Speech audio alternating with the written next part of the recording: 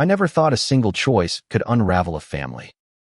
But that's exactly what happened when Emily, my only daughter, decided to skip the vacation I'd spent months planning. It was supposed to be our chance to reconnect, to mend the fraying threads of our relationship after years of distance, both physical and emotional. I'd saved every penny, scrimping on my own comforts to book a week at a lakeside cabin in Vermont, a place where we could laugh, talk, and rebuild what we'd lost. The deposit was non-refundable, the dates set in stone, and I'd sent her the itinerary with a note. This is for us. Let's make it right. But the day before we were meant to leave, she called. Her voice was clipped, distant, the way it always got when she was hiding something. I can't make it, Mom. Something came up. No explanation. No apology, just those words, sharp as a blade. I stood in my kitchen, gripping the phone, staring at the framed photo of her at 16. Her smile bright and unburdened. That girl was gone, replaced by someone I barely recognized. I wanted to scream, to demand answers, but all I managed was a weak, okay, maybe next time. She hung up, and I was left with the weight of her absence. The cabin trip was ruined before it began. I went anyway, driving alone through the winding roads of Vermont, the silence in the car heavier than the luggage in the trunk. The cabin was beautiful wooden beams, a stone fireplace, windows overlooking a lake that shimmered like glass, but it felt hollow without her. I unpacked my things, trying to ignore the ache in my chest, telling myself I could still enjoy the solitude. But every creak of the floorboards, every rustle of leaves outside, reminded me of what I'd lost. Emily and I hadn't always been like this. There was a time when we were inseparable, when she'd curl up next to me on the couch, her head on my shoulder, as we watched old movies and ate popcorn. But then came her father's death, a car accident that stole him from us when she was just 18. I grieved, but I tried to be strong for her. She, on the other hand, shut down. She moved out, went to college, and built a life that didn't include me. I'd call. She'd dodge. I'd write. She'd reply with one-word texts. I told myself it was just a phase, that she'd come back when she was ready. But years passed, and the distance grew. The vacation was my last attempt to bridge that gap, and she'd thrown it away without a second thought. By the third day at the cabin, I was restless. I walked the trails, sat by the lake, and tried to read, but my mind kept circling back to her. Why couldn't she just show up? What was so important that she'd blow off a trip I'd poured my heart into? I started to wonder if it was me, if I'd failed her somehow, if I'd been too clingy, too desperate to hold on to the past. That night, I sat by the fireplace, a glass of wine in hand, staring at the flames. I was angry, not just at her, but at myself. I'd let this happen. I'd let her slip away. And then, as if the universe had heard my thoughts, there was a knock at the door. It was too late for visitors in a place this remote. My heart thudded as I crossed the room, the floor cold against my bare feet. I opened the door, expecting a neighbor or a lost hiker. But instead, there was a girl.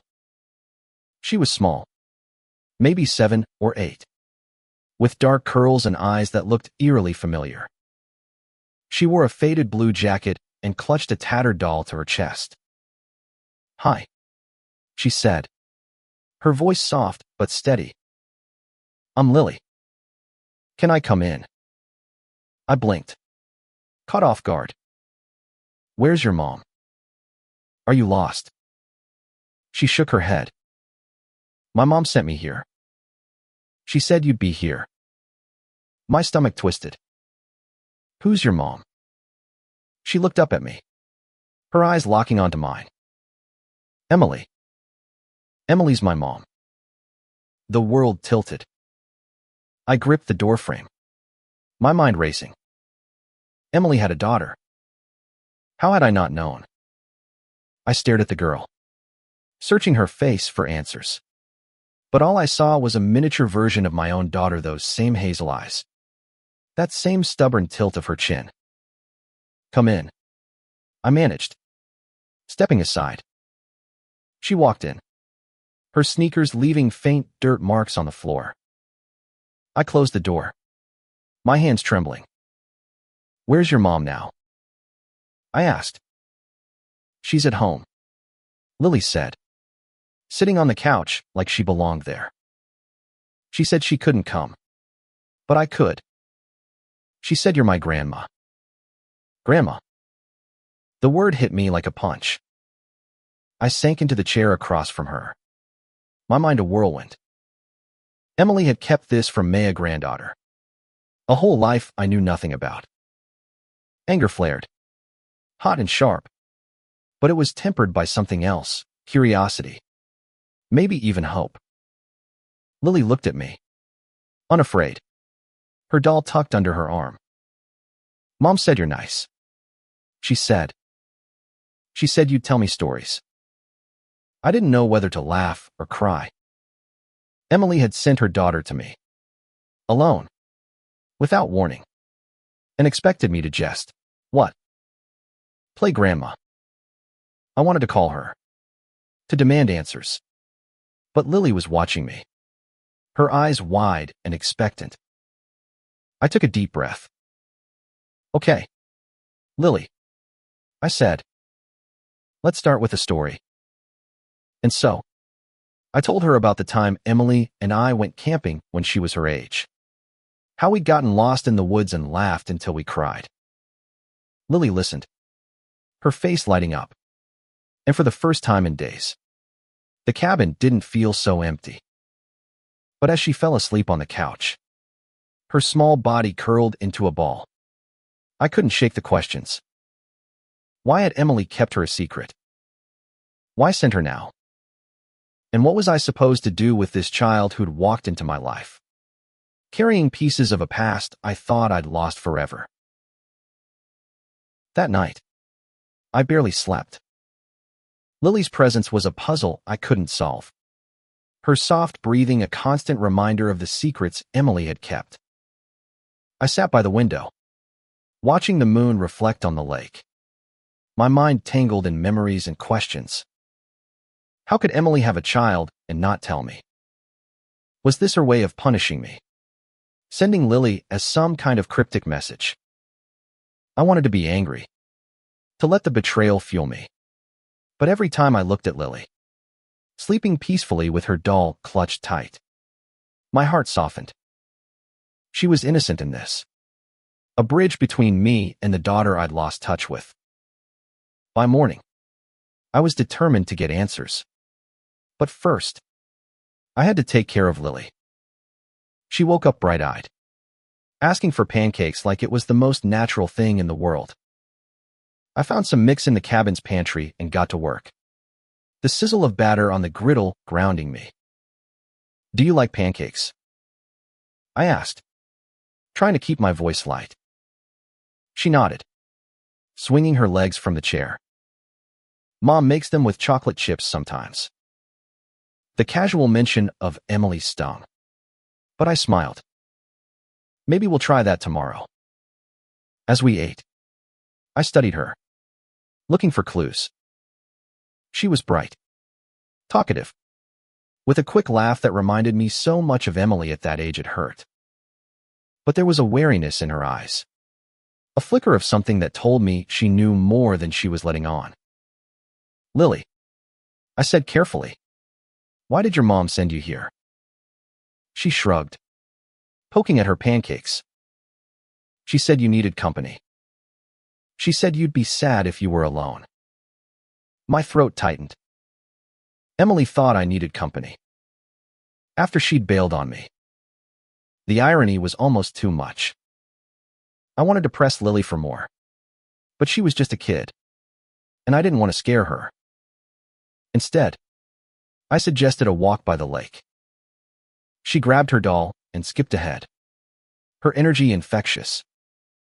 As we walked, she chattered about school, her friends, her favorite books.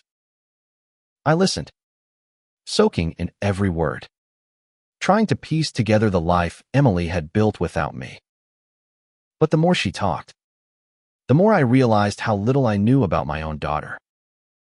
That afternoon, I called Emily. It went to voicemail, as I'd expected. "Em, it's me," I said, my voice shaking. "Lily's here. She's wonderful, but I need to know what's going on. Call me back." I hung up, frustration simmering. I didn't know if she'd even listen to the message. The rest of the day passed in a blur. Lily and I played cards, built a fort out of blankets, and laughed until my sides ached. For a moment, it felt like I'd been given a second chance, not just with Lily, but with Emily. But as night fell, the questions returned. Why hadn't Emily come herself? Was she in trouble? Was this her way of reaching out, or pushing me away? I tucked Lily into bed, promising another story tomorrow, and sat by the fireplace again, my thoughts spiraling. I was angry. Yes. But more than that, I was hurt. I'd spent years trying to hold on to Emily. And now, here was this child, a piece of her I'd never known, and I didn't know how to feel. Part of me wanted to drive to wherever Emily was and demand answers, to shake her until she explained herself. But another part of me, the part that had spent years missing her, wanted to believe this was her way of saying she still cared. The next morning, Lily was up early, drawing pictures at the kitchen table. I watched her, marveling at how much she looked like Emily, but also how different she was: open, unafraid, full of light. "Do you miss your mom?" I asked, sitting beside her. She nodded, not looking up from her drawing. "Yeah. But she said she'd come get me soon." My heart sank. Soon? How soon? I didn't want to let her go. Not yet. Not when I just found her. I realized then that I wasn't just angry at Emily for keeping Lily a secret. I was angry at myself for letting our relationship deteriorate so far that she felt she couldn't tell me. I'd failed her. And now, here was Lily. A chance to make things right. But how? I didn't even know where to start.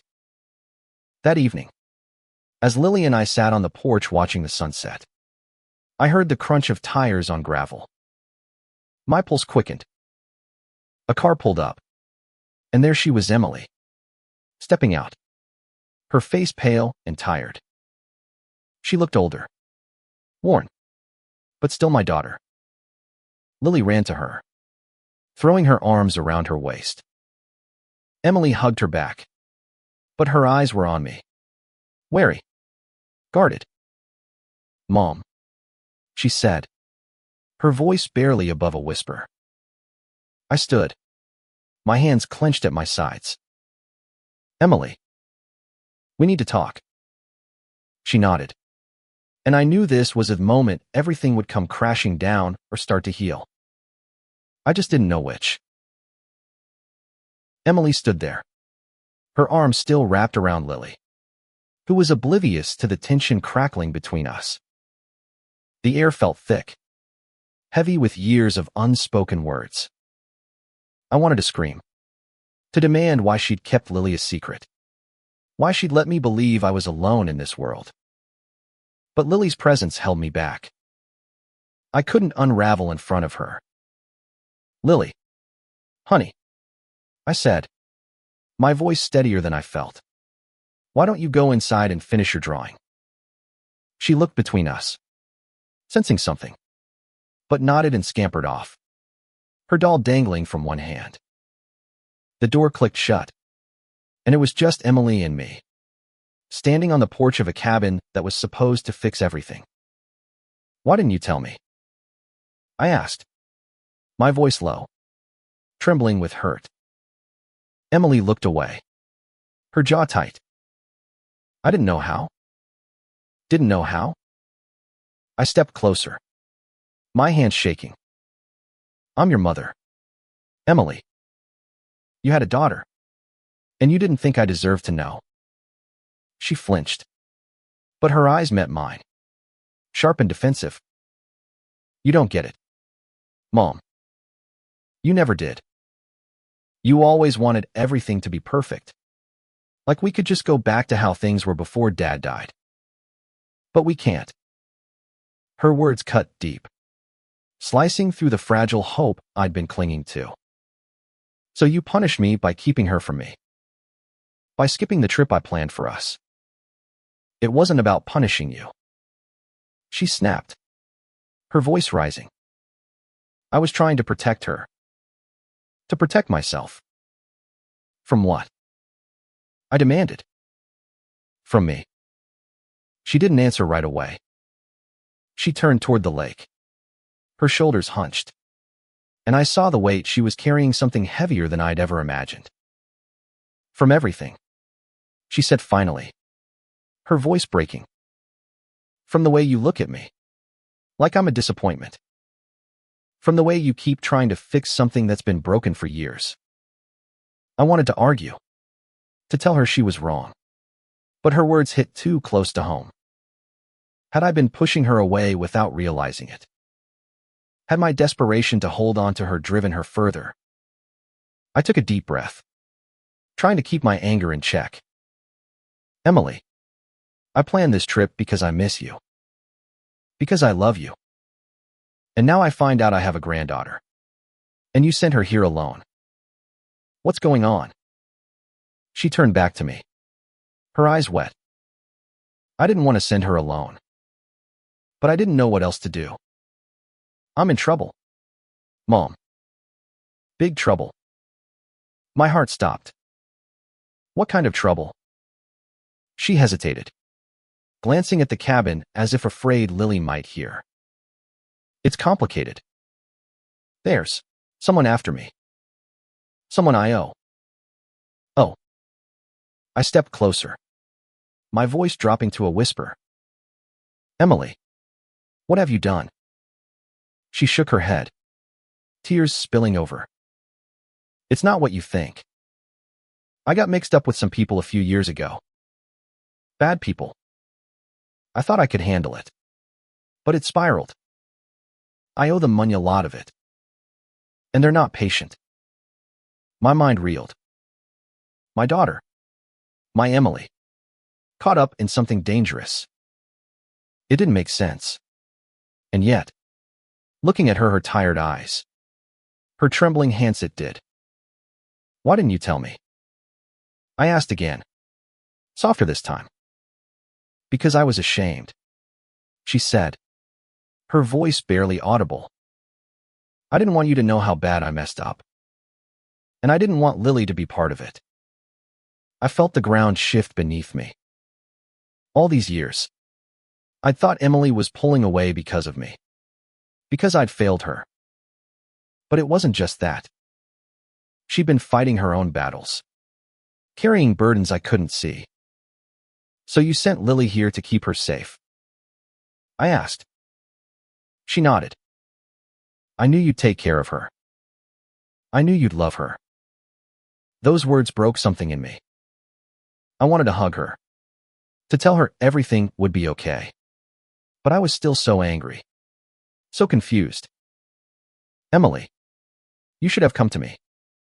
We could have figured this out together." "Could we?" she asked, her voice sharp again. "You always wanted me to be perfect, Mom. The perfect daughter. The perfect student. I couldn't tell you I'd failed. I couldn't face that look in your eyes. I wanted to deny it, to say I'd never judged her. But deep down, I knew there was truth in her words. I'd held on to an image of who I wanted her to be, and maybe that had blinded me to who she really was. We stood there, the silence stretching between us, heavy with regret. Finally, I spoke. What do we do now? How do we fix this? She looked at me, her eyes searching mine for the first time in years. I don't know if we can, but I need your help, Mom. For Lily's sake. I nodded, my throat tight. Okay. For Lily. That night, we sat at the kitchen table, Emily telling me everything how she'd gotten involved with a group of people who lent her money when she was struggling, how it had snowballed into threats and fear. I listened, my heart breaking for her, for the years we'd lost, for the pain she'd carried alone. But as she spoke, I felt something else stirring determination. I wasn't going to let these people take my daughter from me again. Not when I just found her. The next morning, the cabin felt different, like the air itself was holding its breath. Emily was quieter, her eyes darting to the windows every so often, as if she expected someone to appear. Lily, oblivious to the storm brewing around her, was coloring at the table, humming softly. I watched her, my heart aching with a mix of love and fear. Emily's confession had changed everything. She wasn't just my daughter anymore. She was a woman in danger, and Lily was caught in the crossfire. I couldn't let that happen.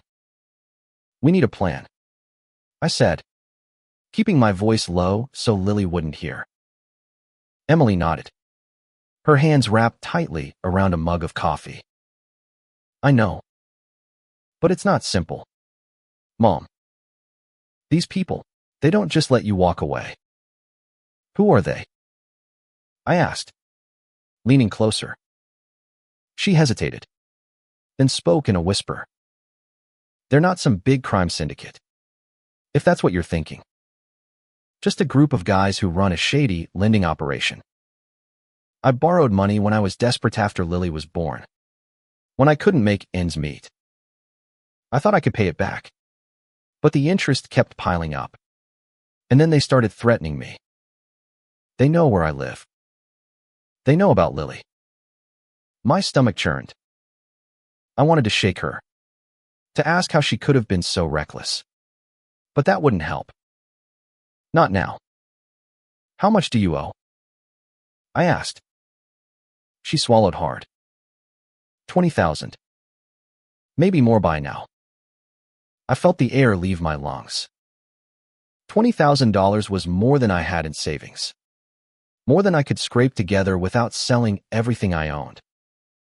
But I couldn't let her see my panic. Okay, I said, forcing calm into my voice. We'll figure it out. Do they know you're here?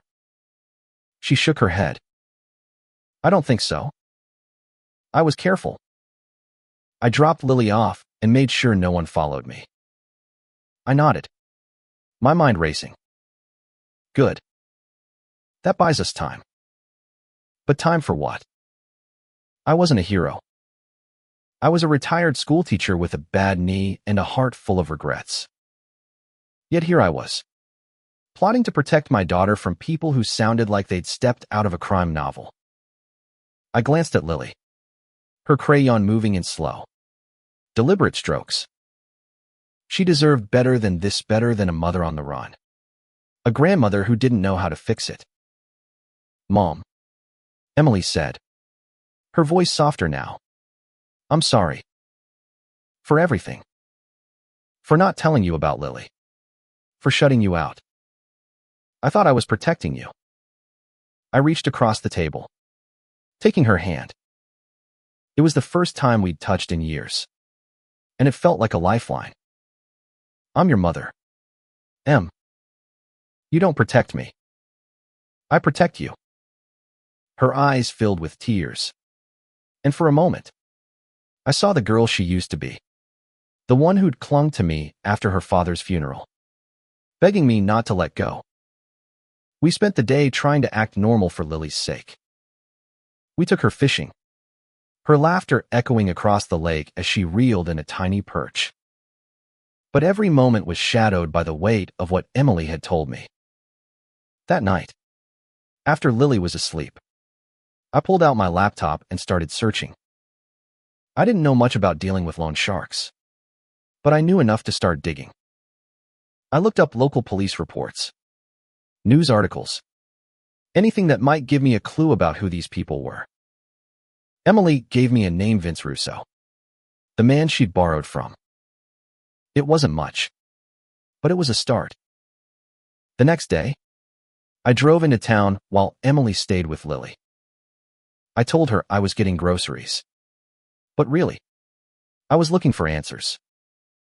The local library had free Wi-Fi, and I spent hours combing through public records, social media, anything I could find.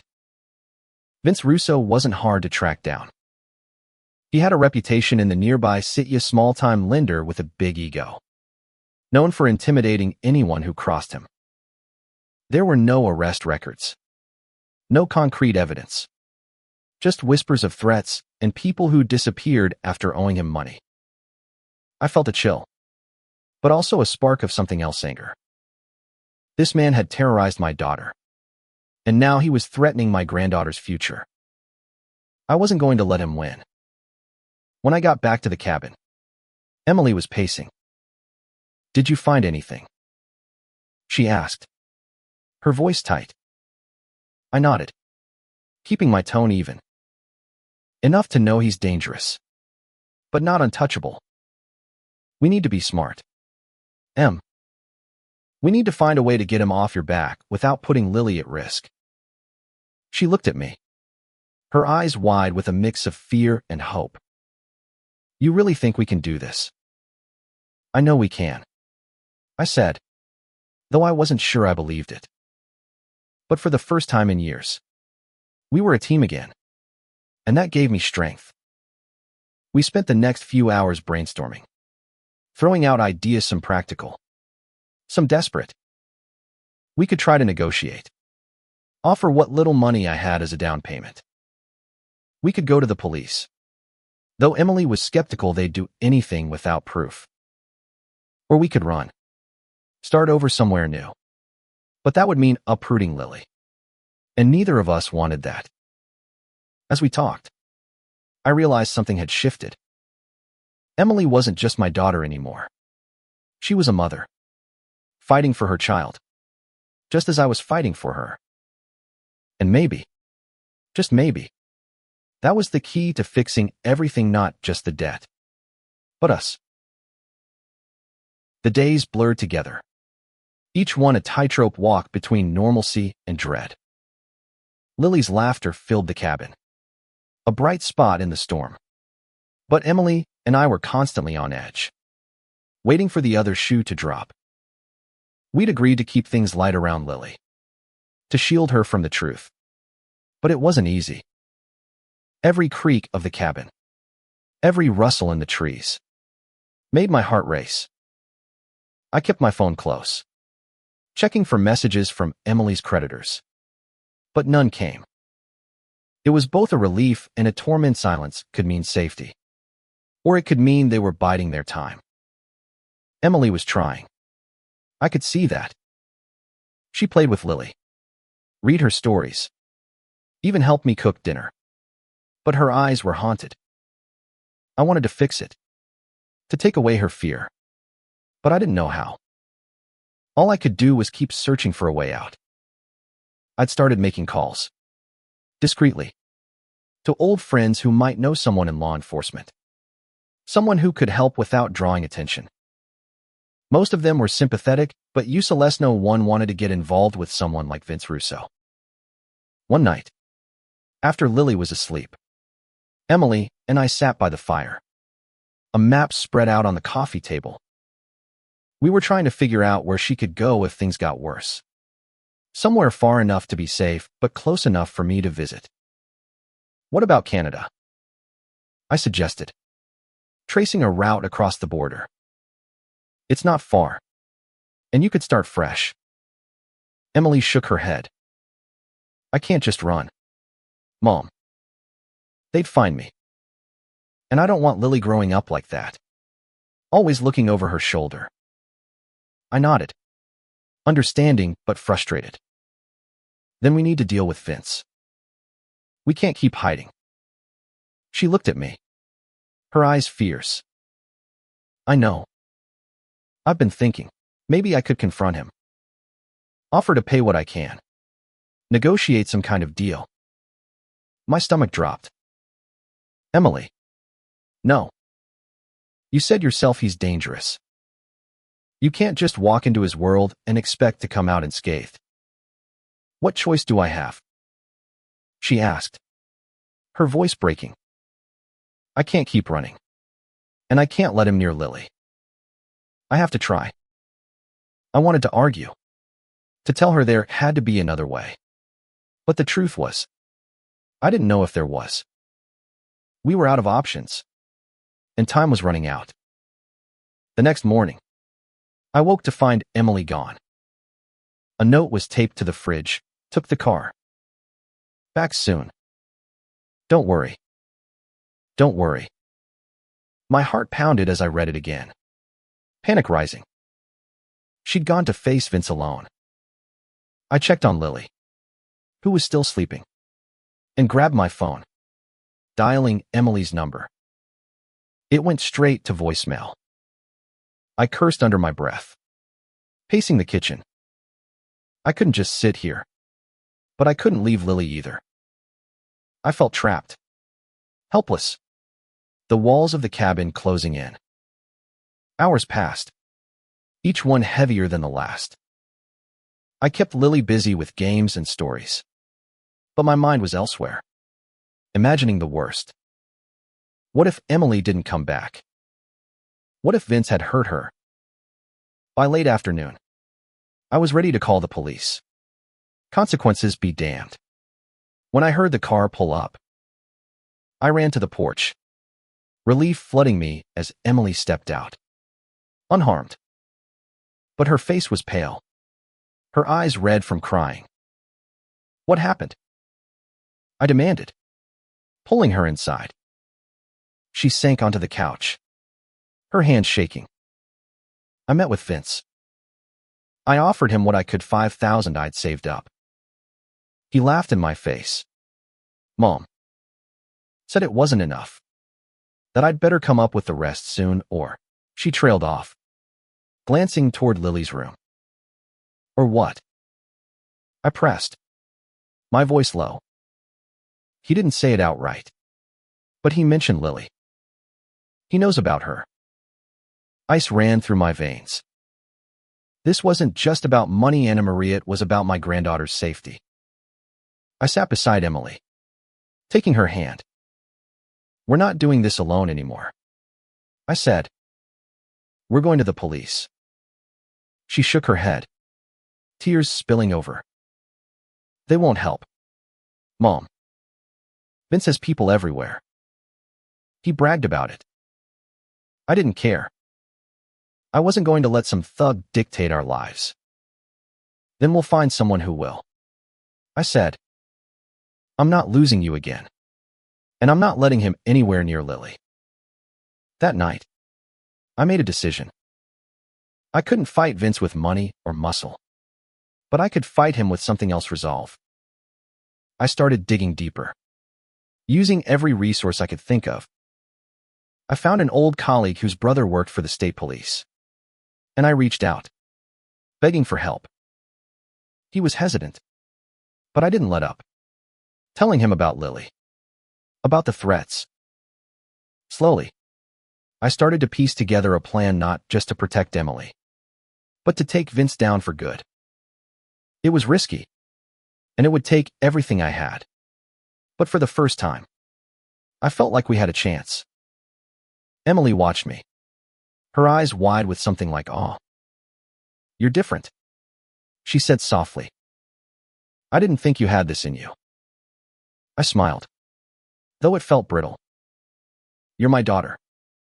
M. And Lily's my granddaughter. I'd do anything for you. For the first time in years.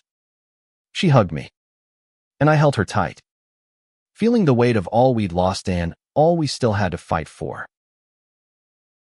The cabin, once a place of refuge, now felt like a fortress under siege.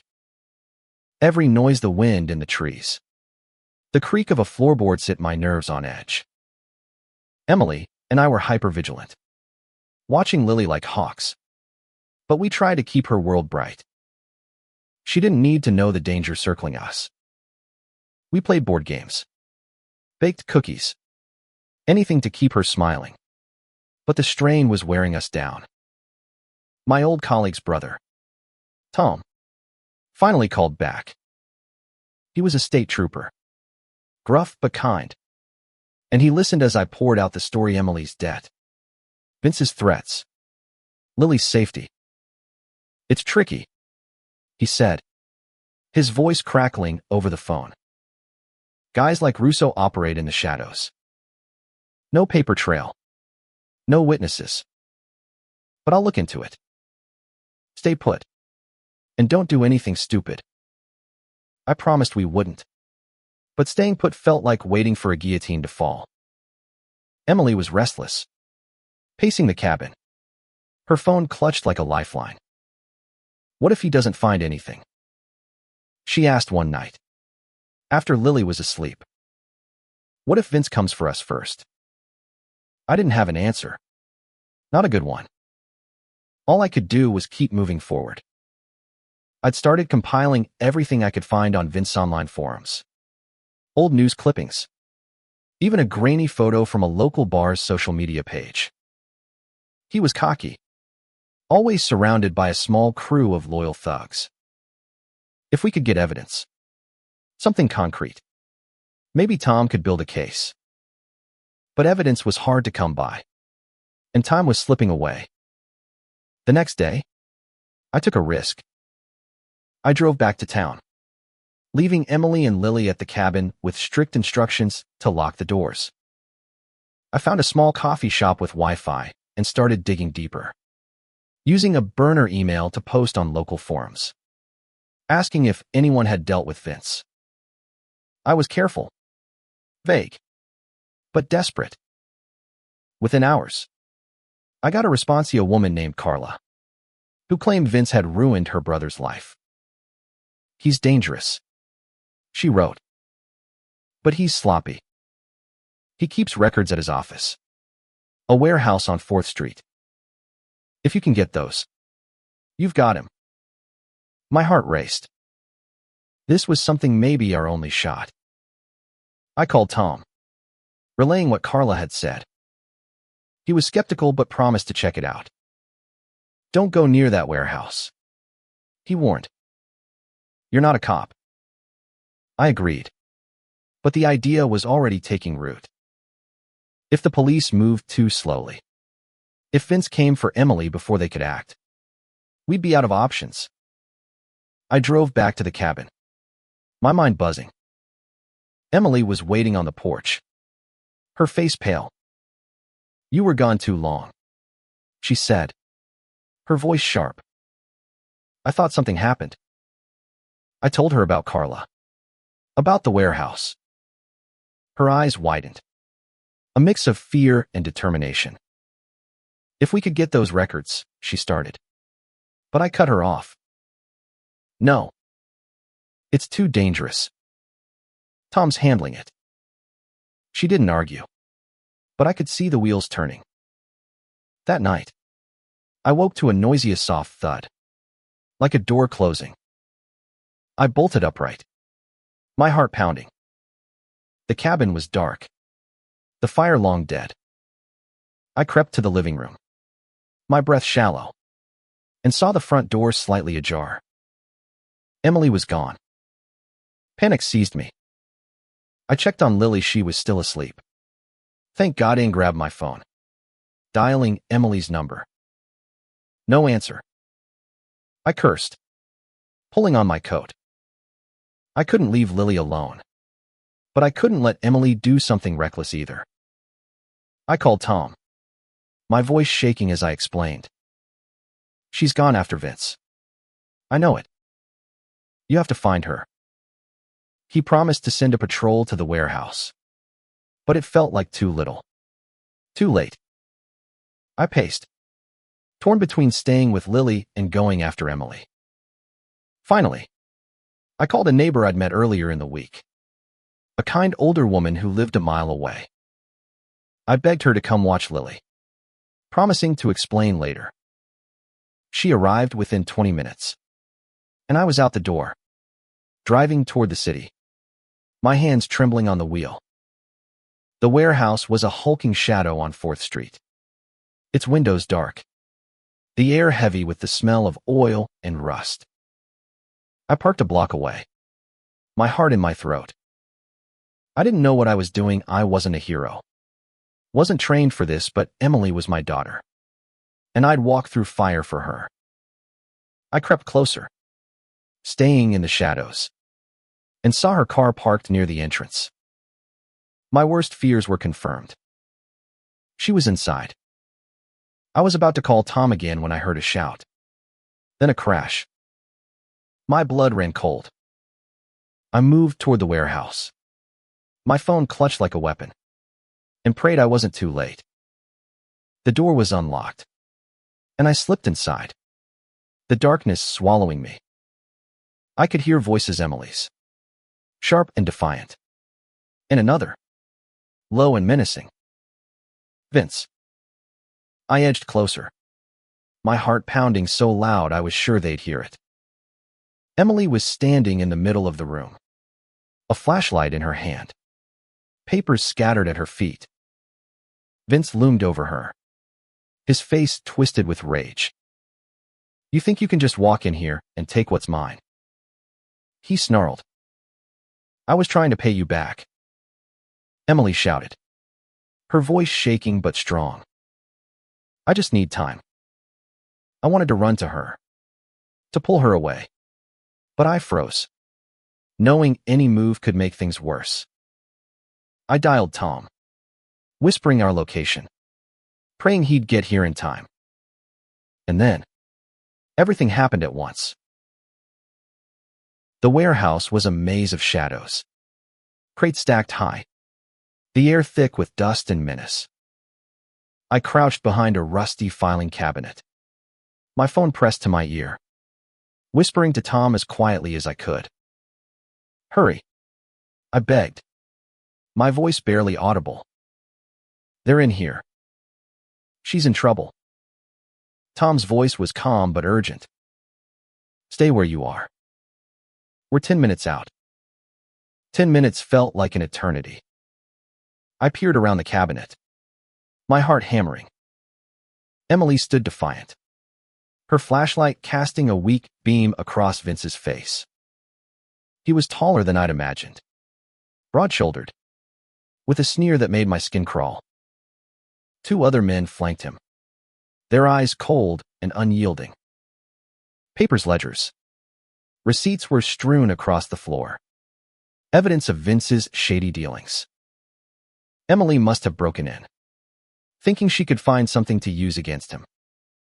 You're making a big mistake, Vince said, stepping closer to her. You think you can just snoop around and walk away? Emily didn't back down. I'm done running, she said, her voice steady despite the fear I knew she felt.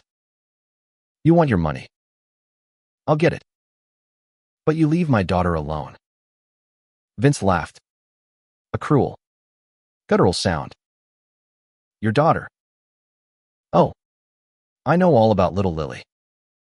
Cute kid. Be a shame if something happened to her. My blood boiled.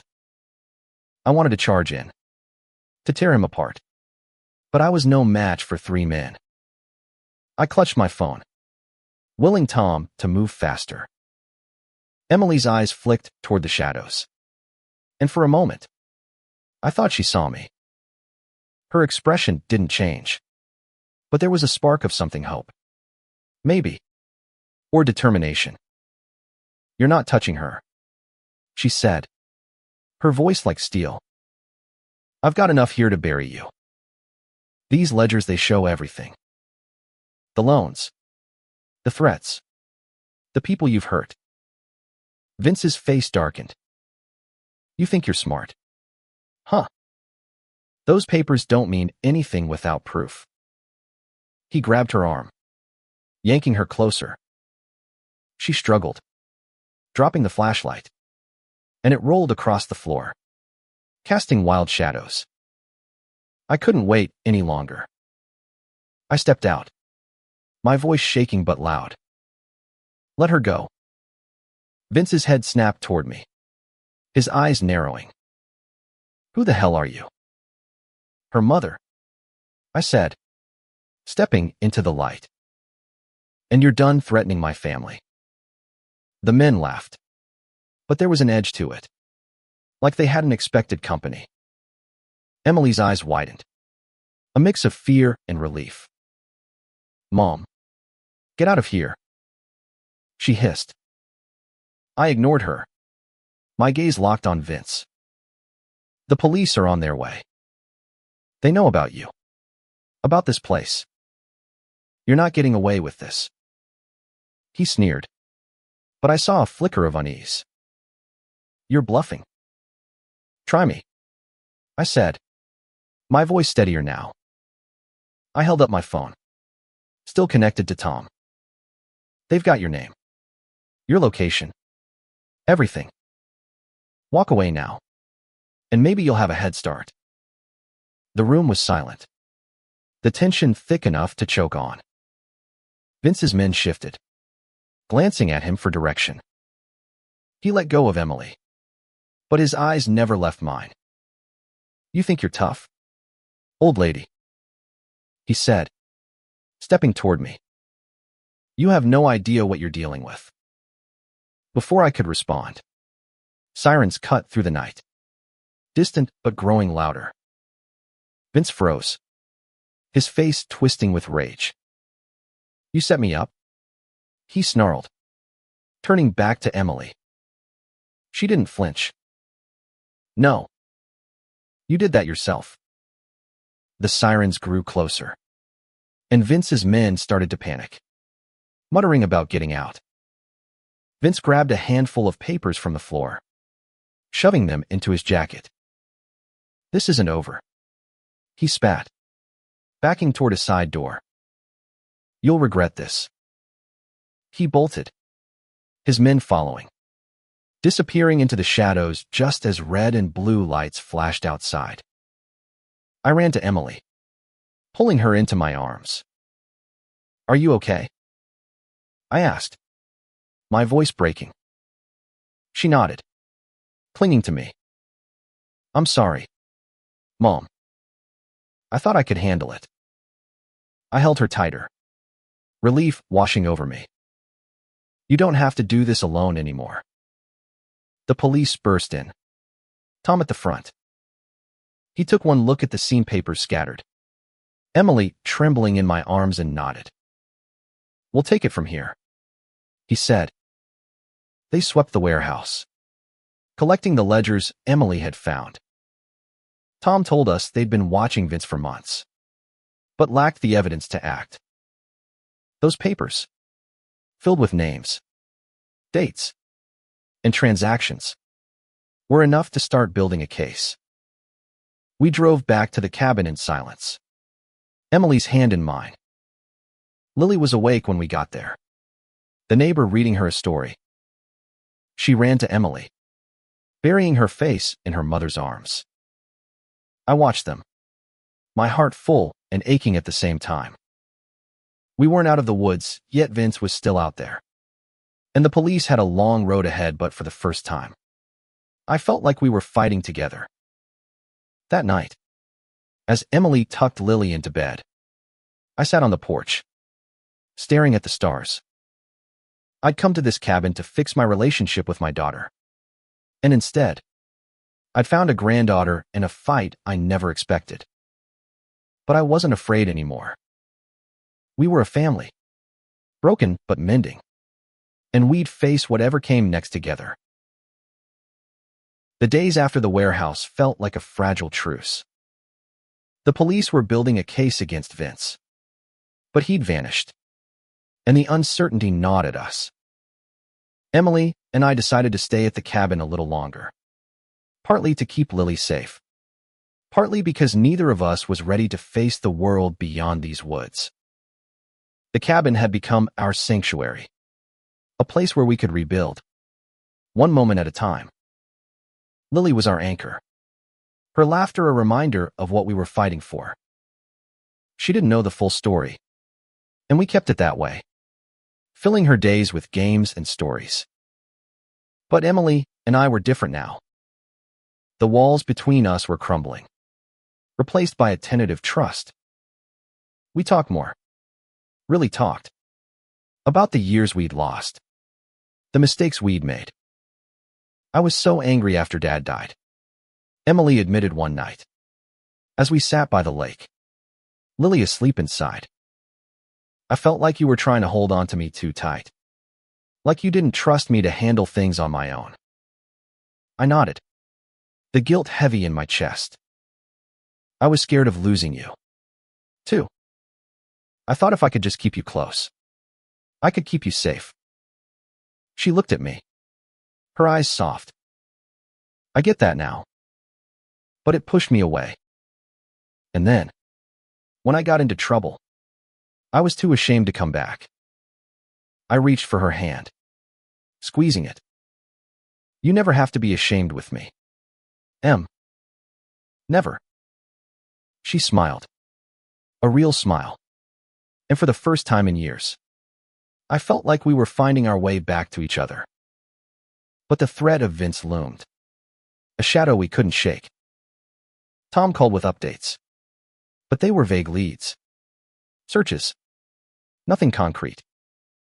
I could see the fear in Emily's eyes every time her phone buzzed. And I knew she was waiting for the moment Vince would make good on his threats. I wasn't going to let that happen. I kept digging. Reaching out to Carla. The woman from the forum. She was hesitant but agreed to meet me in town. We sat in the same coffee shop. Her eyes darting nervously. Vince is careful, she said. Her voice low. But he's got a weakness, his ego. He thinks he's untouchable. And that makes him sloppy. She gave me a name. A bar where Vince's crew hung out. And a warning, don't go there yourself. Let the cops handle it. I nodded. But my mind was already racing. I wasn't going to confront Vince. But I could watch. Listen. Gather anything that might help. I told Emily about the meeting, leaving out the part about the bar. She was already on edge. I didn't want to add to her fear. Instead, I focused on keeping her and Lily safe. Fortifying the cabin as best I could, checking locks. Keeping the curtains drawn at night. One evening, as we were cleaning up after dinner, Emily paused, her hands in the soapy water. Mom, I've been thinking. If we get through this, I want to start over. Really start over. With you. With Lily. My heart swelled. I'd like that, I said, my voice thick. More than anything. But our fragile peace was shattered the next morning. I woke to find a note slipped under the door. Handwritten. The words chilling, you can't hide forever. My blood ran cold. I showed it to Emily, whose face went white. He knows we're here, she whispered. I called Tom immediately, my hands shaking as I read him the note. We're sending a car, he said. Stay inside. Keep the doors locked. We did. But the cabin felt like a trap now. Every shadow a threat. Lily sensed our tension. Her questions sharper. Her eyes searching. Is something wrong? She asked, clutching her doll. Emily knelt beside her, forcing a smile. Everything's fine. Sweetheart. Just stay close. Okay. The police arrived, sweeping the area. but found no footprints. No signs of Vince. Tom stayed, his face grim. "We're close to nailing him," he said. "Those ledgers you found are gold. We've got names, dates, enough to tie him to multiple crimes. But he's desperate now, and that makes him dangerous." I nodded, my resolve hardening. "What do we do?" "Stay vigilant," he said. "We're watching the bar Carla mentioned. If he shows up, we'll grab him." That night, I couldn't sleep. I sat by the window, watching the darkness, my mind racing. Emily joined me, her presence a quiet comfort. "I'm scared, Mom," she admitted, her voice small. "I know," I said, pulling her close. "But we're in this together. And we're not giving up." For the first time, I felt the weight of her trust, and it gave me strength. We weren't just fighting for survival anymore. We were fighting for a future. For Lily. For each other. And no one, not even Vince, was going to take that from us.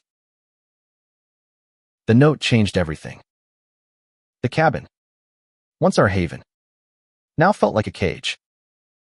Emily and I took turns keeping watch, our eyes scanning the tree line, waiting for a shadow that didn't belong. Lily, bless her, tried to keep things light, dragging us into games of hide and seek. But even she could sense the shift. "Why do you keep looking out the window?" she asked one afternoon, her brow furrowed. I forced a smile, ruffling her hair. "Just watching the birds, sweetheart." But my heart was racing, my mind on the note, on Vince, on the police who were moving too slowly. Tom called daily, his updates a mix of hope and frustration. They'd raided the bar, found some of Vince's crew, but he was still out there, a ghost slipping through their fingers. The ledgers were helping, tying him to extortion, illegal lending, even a few assaults. But without Vince himself, it wasn't enough. Emily was unraveling, her bravado from the warehouse gone. "What if he never stops?" she whispered one night, her voice raw. "What if this is my life now, running, hiding, always scared?" I took her face in my hands, forcing her to meet my eyes. "That's not your life, Em. We're going to end this. I promise." But promises felt hollow when we were so exposed. I started thinking about moving us, maybe to a hotel in another state. But the idea of uprooting Lily again felt wrong. She'd already been through so much, and she was starting to feel safe here, with us. Instead, I focused on what I could control. I rigged makeshift alarm string tied to cans, motion sensor lights from the hardware store. It wasn't much, but it gave us a sense of agency. Emily watched me, a faint smile breaking through her fear. "You're kind of a badass, Mom," she said. I laughed, the sound surprising me. "Desperate times, Em." But the tension was wearing us down. One night, as we sat by the fire, Lily asleep in the next room, Emily broke. "I can't do this anymore," she said, tears streaming down her face. "I brought this on us. I should just turn myself over to him. Let him have what he wants." "Don't you dare," I said, my voice fierce. "You're not the only one in this, Emily. Lily needs you. I need you." She sobbed, and I pulled her into my arms, holding her like I had when she was a child. For the first time, I felt the full weight of her pain, her guilt, her fear. And I realized something. This wasn't just about Vince. It was about us. About the years we'd lost. The mistakes we'd both made. I'd been so focused on fixing her. I'd forgotten to listen. "I'm sorry," I said, my voice thick. "For making you feel like you couldn't come to me. For pushing you away." She shook her head, clinging to me. "It's not your fault, Mom. I shut you out. I was scared of letting you down." We sat there, holding each other, the fire crackling softly. It wasn't forgiveness. Not yet. But it was a start. The next morning, Tom called with news. They'd found Vince's car, abandoned near the border. "He's on the run," Tom said. "But he's sloppy. Like your friend said. We're closing in." Relief washed over me, but it was tempered by caution. Vince was desperate, and desperate men were unpredictable. I told Emily, and her face lit up with hope, but I could see the fear lingering. "What if he comes here before they catch him?" she asked. I didn't have an answer, but I knew we couldn't just wait. I called Carlo again, pushing for more. She was reluctant, but gave me another Lita storage unit Vince used for cash and documents. "It's risky," she warned. "He's got eyes everywhere." I thanked her, my mind already working. I wasn't going to break into the unit. That was a job for the police, but I could watch. Report anything suspicious. I told Tom, who agreed to stake it out. That night, as Emily and I sat on the porch, Lily's laughter drifting from inside, I felt a shift. We were still scared, still fighting, but we were together. And that made all the difference. The stars were bright, the lake still, and for a moment, I let myself believe we'd make it through. Then, a twig snapped in the woods. Emily froze, her hand gripping mine. I stood, my heart pounding, and grabbed the flashlight. "Stay here," I whispered, stepping toward the trees. I didn't know what I'd find Vince. An animal, or just my imagination, but I wasn't going to let fear win. Not anymore. I shone the light into the darkness, my breath steady, and waited. Whatever was out there, I was ready. The flashlight beam cut through the darkness, revealing nothing but swaying branches and the glint of the lake beyond. My heart pounded, but I held my ground, scanning the trees. Emily stood behind me, her breath shallow. "Mom, come back," she whispered, her voice tight with fear. I shook my head, not turning. "It's probably nothing. Just stay with Lily." But it wasn't nothing. I felt it. A prickle on my skin. The weight of being watched. I stepped further, the flashlight shaking in my hand. Then, a figure moved a shadow, quick and deliberate, darting between the trees. My stomach dropped. "Emily, get inside," I said, my voice low but firm. She hesitated, then ran to the cabin, the door slamming behind her. I gripped the flashlight like a weapon, my mind racing. Was it Vince? One of his men? I didn't know, but I wasn't going to let them near my family. I called Tom, my voice barely above a whisper. "Someone's here, outside the cabin. Hurry." He didn't ask questions. "Lock the doors. We're on our way." I backed toward the cabin, keeping the light trained on the woods. The figure was gone, but the silence felt alive, heavy with threat. Inside, Emily had Lily in her arms, the girl's eyes wide with confusion. "What's happening, Grandma?" she asked. I forced a smile, locking the door behind me. Just a game. Honey, we're staying inside tonight. But my eyes were on Emily, and she knew the truth. We sat in the dark. The only light from the fire. Every sound amplified. Minutes felt like hours. Then, headlights swept across the windows, and I let out a breath. Tom's voice came through the door. It's me. Open up. He and two officers stepped inside, their faces grim. We found tracks, Tom said. Someone was out there, but they're gone now. We'll stay till morning. Sweep the area. I nodded, relief mixing with dread. Vince was close. Too close. The next day, Tom called with a breakthrough. They'd raided the storage unit. Found cash.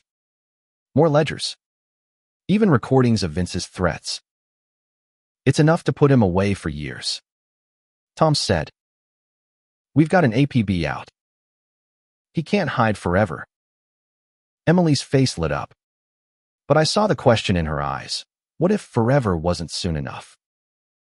We decided to leave the cabin. To stay somewhere safer until Vince was caught. Tom arranged a safe house. A small apartment in a nearby town. Guarded around the clock. It wasn't home. But it was secure. And Lily's laughter filled the space. Giving us hope. Days turned to weeks. And slowly, the fear began to fade. Emily and I grew closer. Talking late into the night about everything her dreams. My regrets. Lily's future. We were healing. Piece by piece. Then, one morning, Tom called. We got him, he said, his voice triumphant. Vince was picked up crossing the border. He's in custody. I sank onto the couch, tears streaming down my face. Emily hugged me, sobbing, and Lily climbed into our laps, confused but happy. It was over. We went back to the cabin one last time, to pack up and say goodbye. As we stood on the porch, the lake sparkling under the sun, Emily took my hand. I'm sorry I skipped the vacation, she said, her voice soft. I didn't know how much I needed you. I squeezed her hand, my heart full. You're here now? That's what matters. Lily ran to us, her doll swinging, and we laughed, the sound carrying across the water. The cabin had been our battleground, our refuge, our turning point. It had brought us back together, not just as mother and daughter, but as a family flawed, scarred, but whole. We drove away, the three of us, toward a future we'd fight for, no matter what. And as the cabin faded in the rearview mirror, I knew one thing for certain. Lily had changed everything. Forever.